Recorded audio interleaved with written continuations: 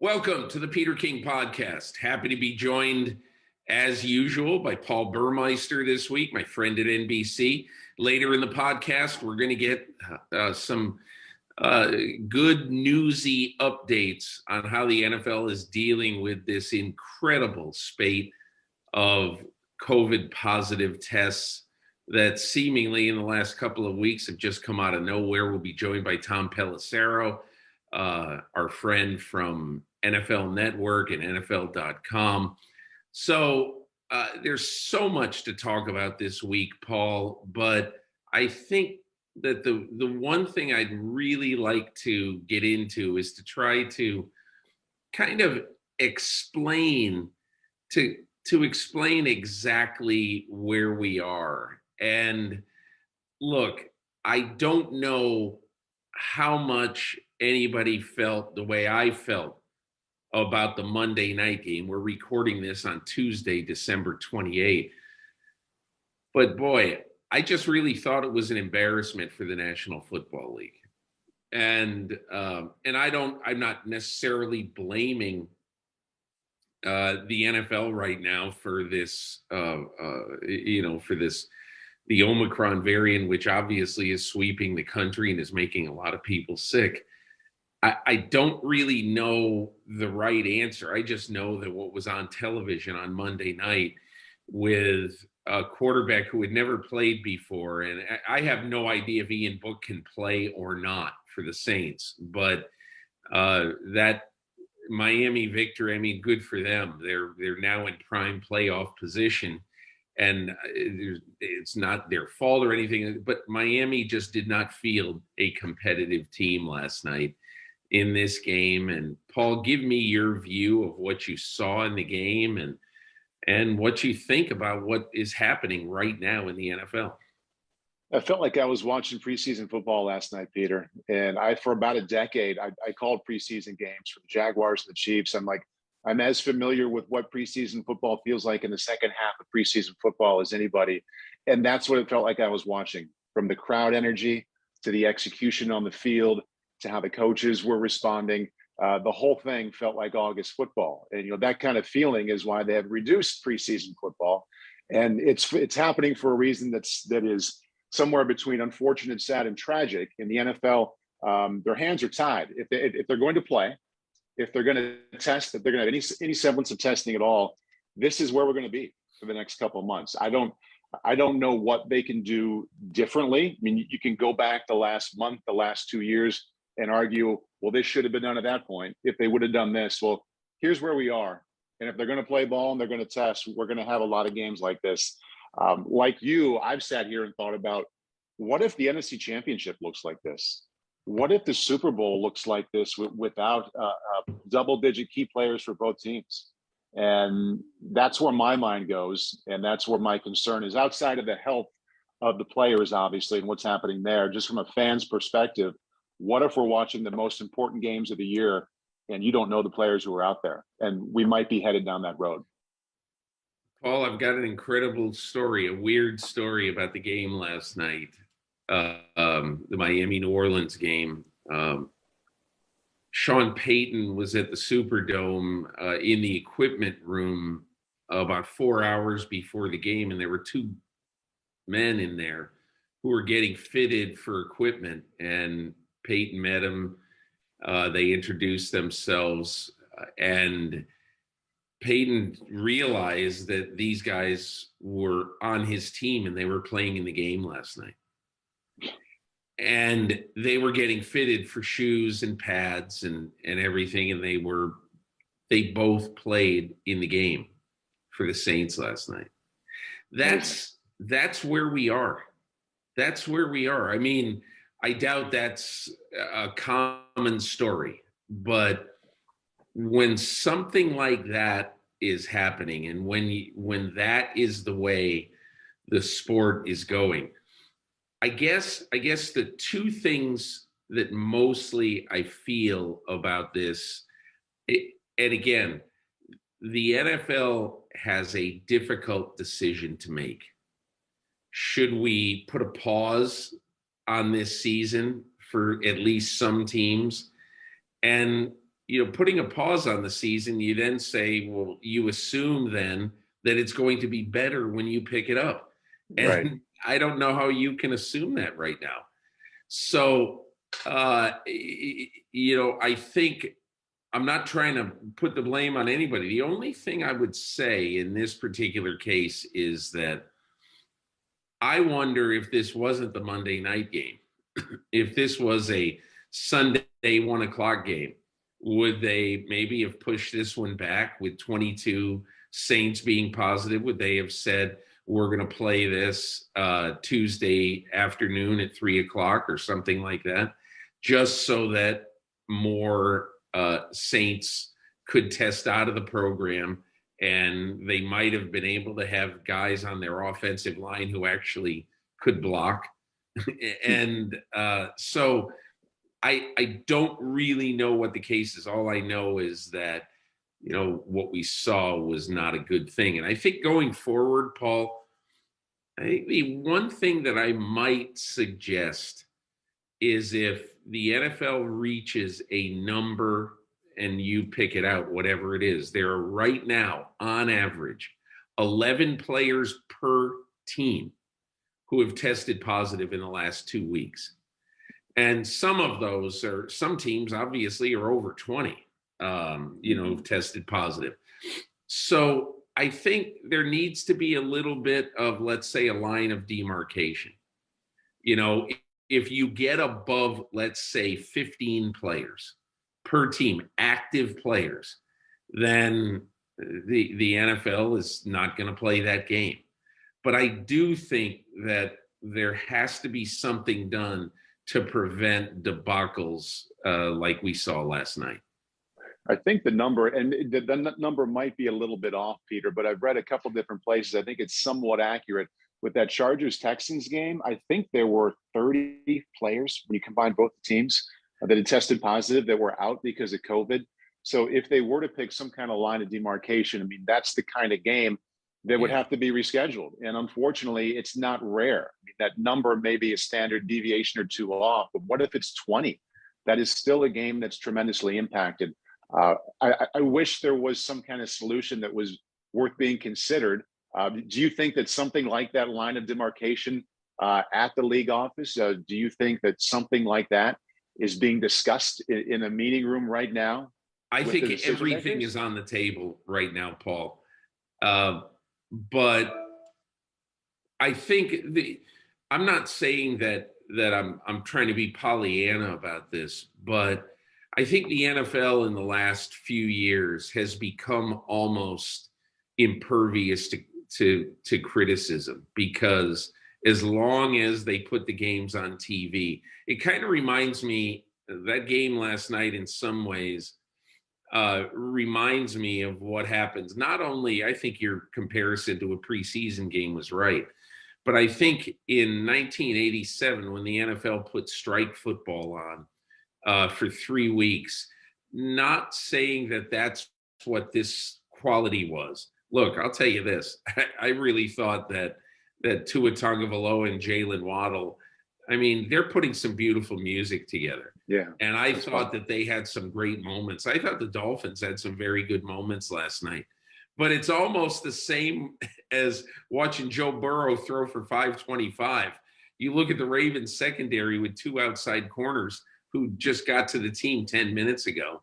Right. And so you wonder, what does it all mean?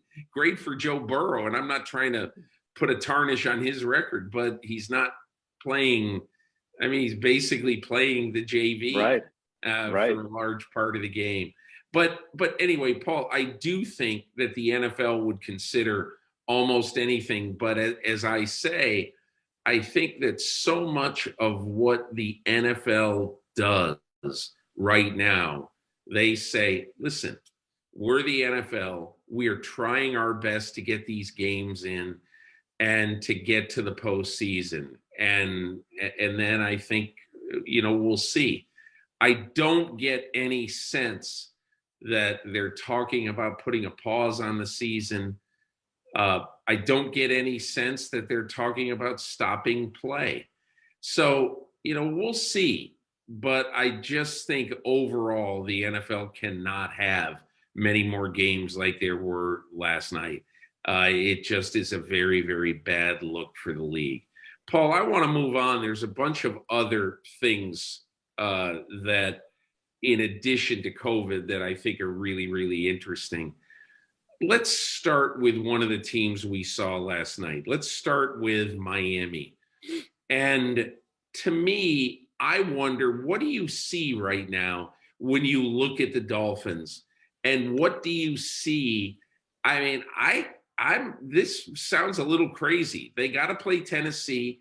They got to play New England. They may have to win out, to make the playoffs, to win those two games and end the season with a 9-game winning streak. I don't know. You think it's possible? I do think it's possible. I think that it's almost like they've had these last 7 games to prove they're legit. Now they've got 2 games like, okay, let's prove how legit you are against Tennessee and New England, 2 teams that are not only winning, but have to keep winning for what they do in the postseason. With Miami, first of all, I think it's important to keep the macro in mind here, Peter, that think about where they were on Halloween, the last time they lost. Major questions about the head coach, major questions about the quarterback. So now 2 months later, you feel a heck of a lot better about your quarterback, and you know that you've got the coach that you're charging into the future with. So those 2 things, I think, first of all, shouldn't be forgotten no matter what happens in the next 2 weeks. I think it's also fair to raise questions. Tua arrow is pointing up. Like you said, I love what he's doing with Jalen Waddle. I think he's your guy next year. You don't dive into the quarterback market. Right. That's a win. But you know what? That's a really, really good point. That right there is, no matter what happens to the Dolphins, if I'm Miami right now, I'm out of the quarterback market. Absolutely you are. Yeah, I mean, your head coach and your quarterback, you feel so much differently about that tandem than you did 2 months ago, and I don't think we can forget about that. I also think it's fair to raise some questions about them, though. They're not often scoring above the 20s. Right. That'll be an issue if they make it to the postseason. And for as much as I do believe in that defense, it's a top 10 unit. If you go back and look at who they've beaten, and it's an easy shot to take, but it's also reality. You remove the Baltimore Lamar Jackson game. It's teams with losing records. It's backup quarterbacks. It's rookie quarterbacks. So they have my attention. I'm a fan of what they're doing, but let's see now. Last 7 games were good, but let's see what you do against Tennessee and New England. Yeah, I agree. The one thing that I would say that I'm liking more and more that I see out of Miami is, I remember sitting with Chris Greer and Brian Flores, after the draft in April. And this is on Saturday morning. And the one thing as I'm sitting there with them, these 2 guys, basically the football czars of the Miami Dolphins, are really confident in what they're doing. And look, there's a lot of people in the NFL who are confident and who lose. But the one difference is they had a plan right down to every one of the players who they drafted. Everybody's got a plan too. But what really impressed me that day was they knew, here is our role for Jalen Waddle if he's what he thinks, if he's what we think that he is. And here's our role for all of these guys who we drafted. And mentally, I think they saw what we're seeing right now. And I think that is a really, really encouraging thing for Miami, that, to me anyway, as I look at where they are right now, look, you can say this about almost any team in the league. If they get good quarterback play, they're going to be okay. Yeah. And right now they're getting good quarterback play. I agree with you. Tua's not reminding me of Dan Marino, but I'm intrigued by Tua. I want to see Tua over a couple of seasons before, in the case of Miami, I even think about, is he the guy or isn't he the guy? I am right now sold, and I'm all in on him, and I'm all in on Jalen Waddle and what they are doing. Paul, I want to go to the mystery team of the NFL. and that is the Los Angeles Chargers. I'm not sure what you've seen in the last couple of weeks, because it hasn't been an offensively moribund team. But as I was watching a good chunk of that game the other day, as Houston kept going and going and going, I started to really look at the Chargers and say, they've got a really good, bright offensive or defensive head coach in Brandon Staley. The thing that worries me right now is the fact that their defense has really let them down. They've allowed 75 points the last 2 weeks. One thing to get riddled a bit by Patrick Mahomes, but Davis Mills giving up 41 to the Houston Texans. And, look, Justin Herbert has had a few shaky moments himself. So give me a thought or two about what you see wrong when you watch the Chargers. First of all, for as super exciting as Justin Herbert is to watch, he's still at a point of his career where he is subject to lapses, where he has the big turnover, where he has a couple of quarters where you're like, okay, this doesn't look like the Pro Bowl quarterback we saw a couple of weeks ago. Right. He has phases like that, number one. Number two, defensively, I'm glad you brought that up, because what I have found with watching that defense and really thinking about it, I'm going to back up to some things I hear from coaches, Peter. Like you, I read a lot about what coaches are saying. I listen to what they're saying every weekend. Granted, it's college, but I listen to coaches talk about their game plan. And the equivalent defensively of what we hear on offense, got to run the ball, can't turn it over. Every coach in the world says that. I tell you what, every coach defensively is saying right now, got to get off the field on third down. This, got to get off the field on third down. I hear it, I see it, I read it every single week. And the Chargers are last in the NFL, Peter. They are dead last in the NFL at third down conversions. And what made me go find that, I saw Davis Mills was 9 out of 13 this week on third down. I'm like, wow. I know Davis is better than people thought he was going to be. Isn't but that that's an alarming number. It's an alarming number. And they're worse than the league in third down in that getting off the field. So that's what I see, in addition to Justin Herbert having these spells of making throws where you're like, still kind of playing like a rookie sometimes. Yeah, I don't see the pressure that I had hoped to see from a Brandon Staley defensive front. I think that's got to get fixed.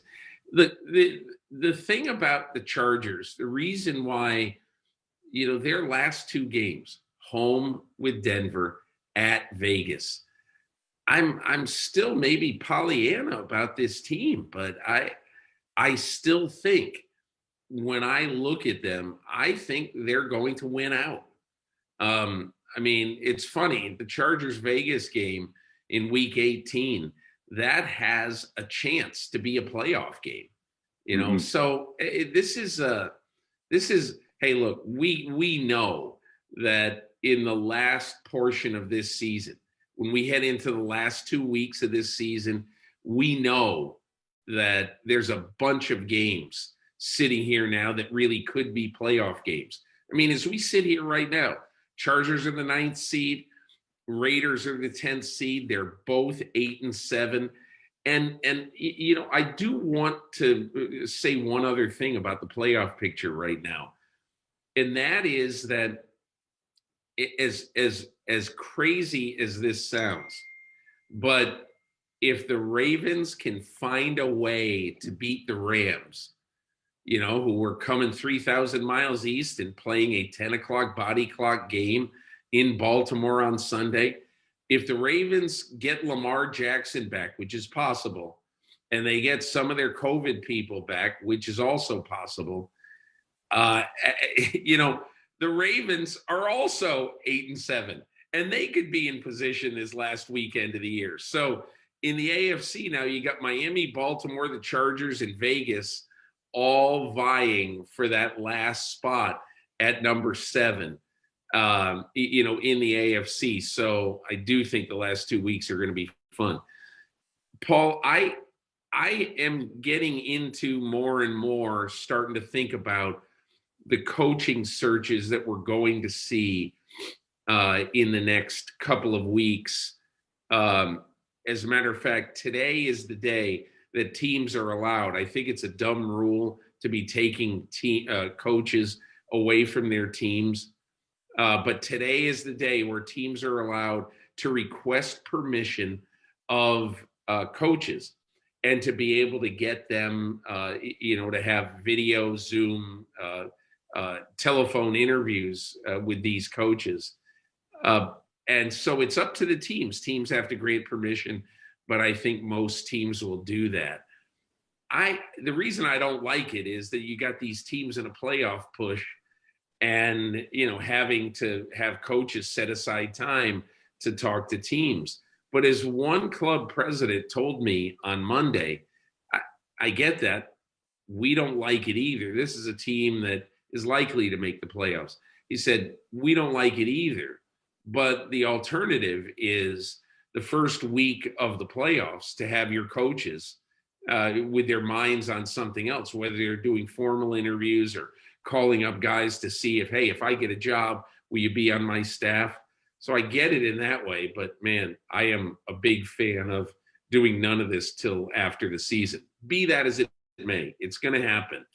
Give me your one coach on an NFL staff right now who you think teams should be considering as they go forward into this coach hiring season. I'm going to evade a little bit here, Peter, and I'm going to see if this passes with the teacher here. I'm going to go with one category right now that's really standing out, and I'll pick my one guy. But I like coaches, and there've been some young offensive-minded coaches, first head job that have worked out very well. But my mind goes to right now some coaches who have been head coaches in the past, failed. They've gone back. They're defensive coordinators on teams that are supposed to make the playoffs with really good head coaches. And I think that they've gained perspective. They've learned from that head coach. And I think their second go-around would be much better than their first. You've got Todd Bowles, Steve Spagnuolo, Dennis Allen, Leslie Frazier. Think about how those guys all fit that category. They've been head coaches, didn't work out, defensive-minded. Now they're D coordinators. They have really good head coaches they're working for. And they're on teams where they've had this pressure where they have to make the playoffs or the season was a failure. I think any one of those four guys would be wonderful. Todd Bowles would be my first pick, but the more I think about Steve Spagnuolo and the role he's played and the fact that the Chiefs since midseason are probably the most improved team in the league, and the defense and the offense are fighting for who's most responsible, he deserves a lot of credit for what Kansas City has done the last couple of months. I would love to see him get another shot too. The Todd Bowles case is a great, great case. I think when I think of Todd Bowles, I think of leader of men. I know that, I know Todd Bowles decently, and I know how much players really, really like playing for him. I think that's a really good choice. I'm going to give you, the more I thought about this, I'm going to give you a guy who I'm skeptical whether he would leave right now. And that's Josh McDaniels of the New England Patriots. And the reason I'm skeptical is that I think that the way that Josh McDaniels would leave is if he could go to an organization where he was really confident that they were going to win, that they had the things in place to win. And some of these jobs, I'm just not sure that is the case. You look at Jacksonville, where over a decade, Shad Khan has presided over a franchise that has a winning percentage of basically one quarter. They've won 25% of their games, and they have the quarterback. But, man, it just seems to be a place that, has been really, really dysfunctional. So I kind of don't think he would go anywhere. And I want to go to a coach who, and this comes from sitting next to Tony Dungy for several years in the meeting rooms and in the viewing rooms at NBC before our Sunday Night Football pregame show. And that is, I want an absolute steady Eddie to steer the ship and who's got the idea of how to make an offense work so well.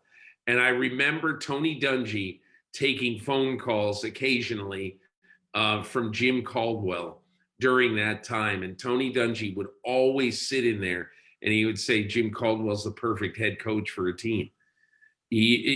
Everybody every day is going to know exactly where they stand. He's got a good offense.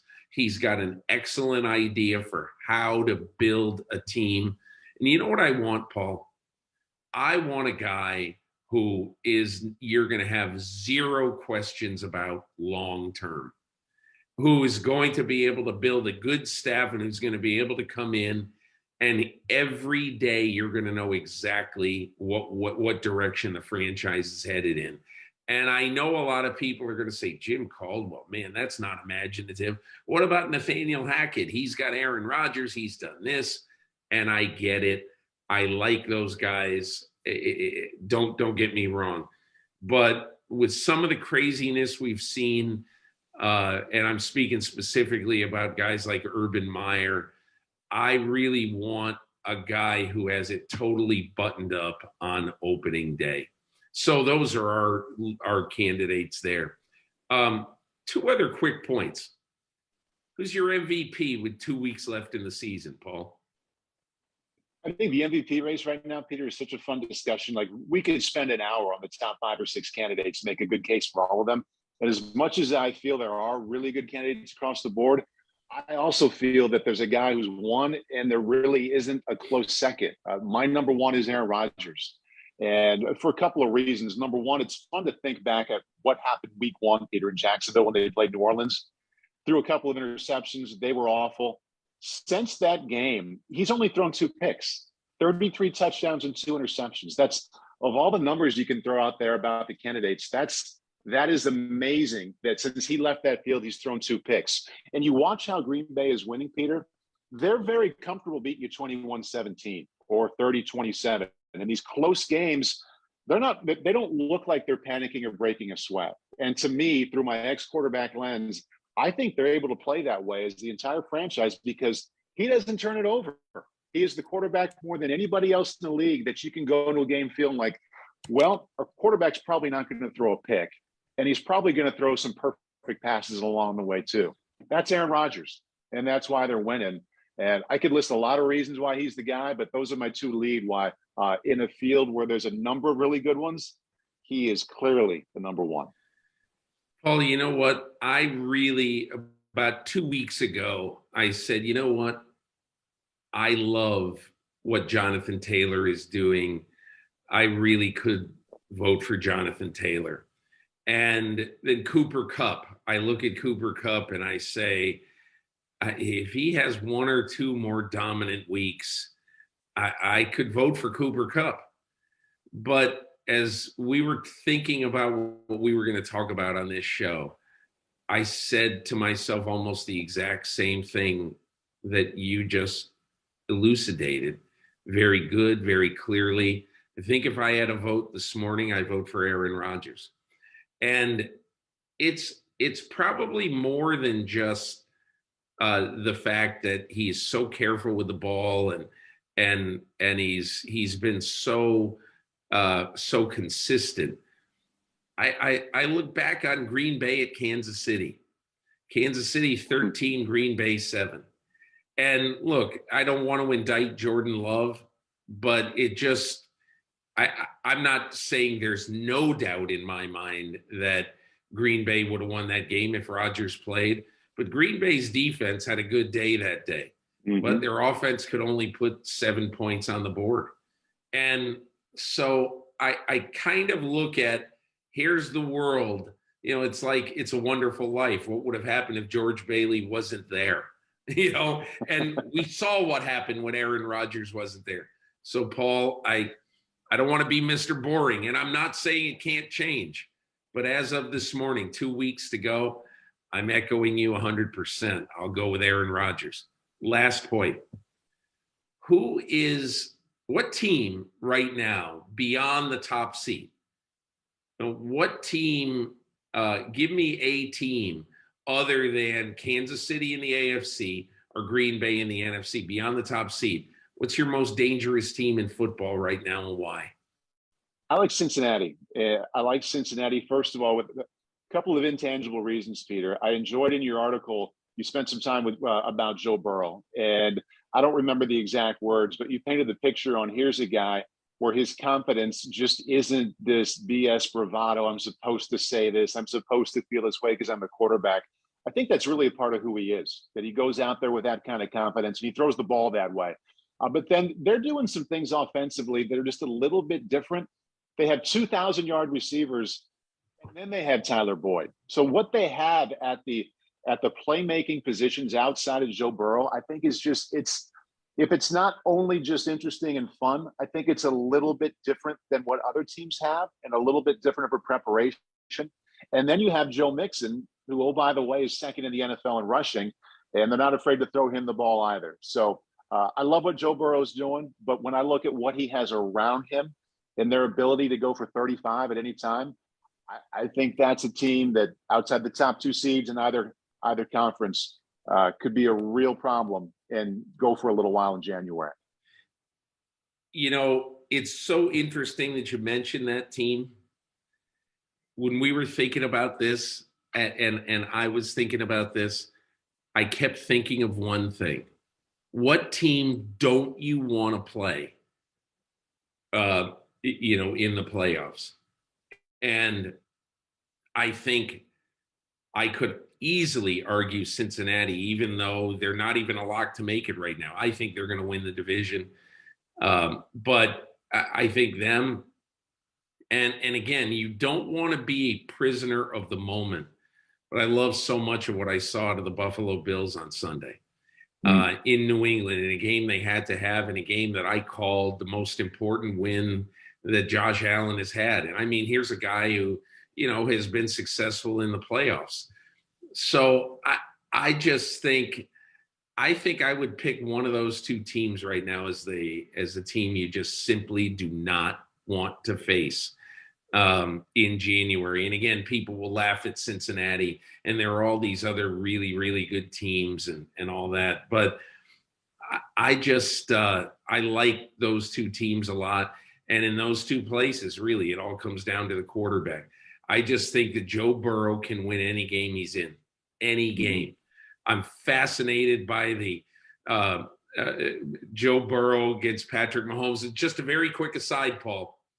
Yeah. When I asked Joe Burrow the other day about, hey, first time you'll ever play Patrick Mahomes, that's got to be pretty cool. His answer, he never mentioned Mahomes. His answer was all about, hey, look, we have a chance to clinch. This isn't about me. This is about we have a chance to clinch our division. That's what we're thinking about in this game. He didn't say, hey, it'll be really cool, me against Mahomes. No, It was all about, I love our chances with this team right now. And again, that's really kind of a cliche, but I think Joe Burrow gets intimidated by nothing. I love that in my quarterback. So, Paul, we've gone the length and breadth of the National Football League this week. Appreciate you taking all of your time as usual. And I'm going to get into my interview right now with Tom Pelissero from NFL Network, who's been all over the COVID stuff. So we'll get into that with Tom. And I just can't get over the fact that it just feels like something is percolating around the league, and who knows what the immediate future is going to hold in the NFL with dealing with the Omicron variant of the COVID virus. My thanks to Paul Burmeister, as usual, for being my partner and doing a great job on this podcast, and also with Tom Pelissero of NFL Network. The last 2 weeks, there's so much drama, and you throw in, what could happen with COVID on top of it. Is going to be a crazy last couple of weeks in this NFL regular season. And I appreciate you joining me on the podcast this week and listening. And we'll be back next week with another edition of the Peter King Podcast. Hi, I'm Mike Tirico, and thanks for watching. Make sure to hit subscribe for the latest news and highlights from NBC Sports.